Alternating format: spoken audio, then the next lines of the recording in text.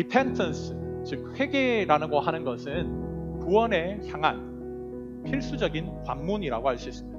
이 회개의 문을 통과하지 않고는 그 어떤 사람도 그리스도인들이 될 수 없으며 심지어 영원한 하나님의 나라를 받는 구원을 선물로 받을 수도 없습니다.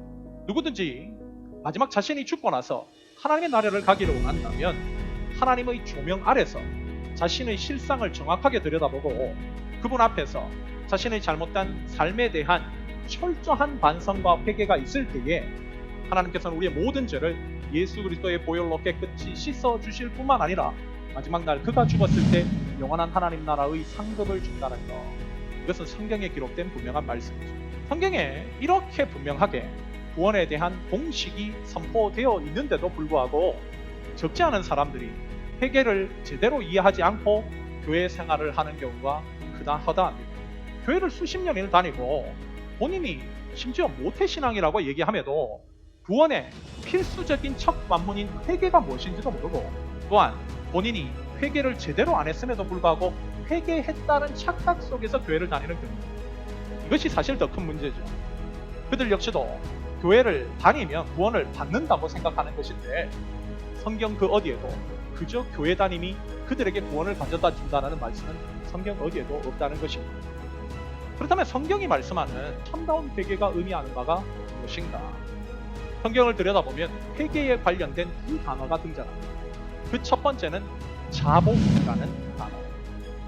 특별히 마태복음 3장 6절을 보면 침례 요한이 예수님이 이 땅에 오심을 선포하기 위해서 요단강에서 회개의 메시지를 선포할 때에 유대 땅에 있던 모든 사람들이 그의 앞에 나와 자복하고 회개의 침례를 받았다고 성경은 기록해요.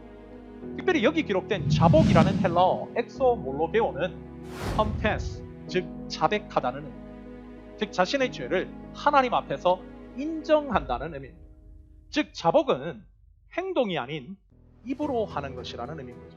그러나 성경이 말씀하는 참된 행복은 입으로 그치는 것으로 끝나는 것이 아닙니다.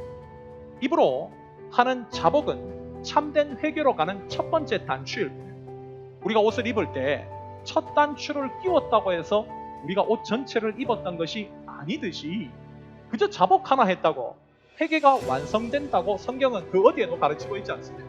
이어지는 마태복음 3장 7절을 보면 침례 요한은 자복만으로 하나님의 구원을 선물을 챙기려고 하는 바리새인들과 사두개인들에게 목사의 자식들이라고 질책한 다음에 이어지는 8절을 보면 너희는 회개에 합당한 열매를 맺어야 된다고 선포해요.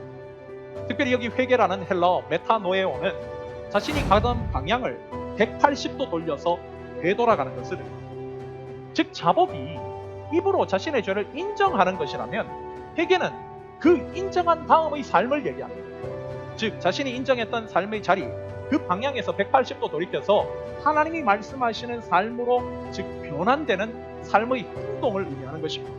즉 방향이 달라지고 가치가 달라지고 삶의 양식이 달라지는 것이 회개라는 거예요. 만약 내가 예수님을 믿었다고 하면서도 삶의 방향이 예전 그대로이고 삶의 방향을 바꾸어 살아가기 위해서 반드시 알고 배워야 할 하나님 말씀에 대한 열심이 없다면 그 사람은 자기 자신 안에 있는 구원이 진짜인지 가짜인지 속히 점검해 봐야 됩니다. 성경을 보면 참으로 회개한 자들의 삶의 방향이 다 바뀌었음을 발견하게 됩니다.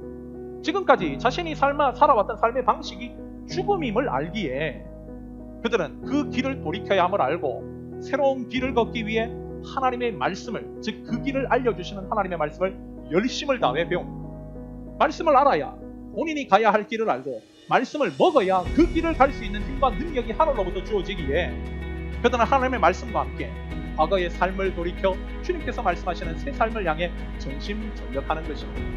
이것이 바로 참으로 회개한 born again, 거듭난 자의 삶의 모습입니다.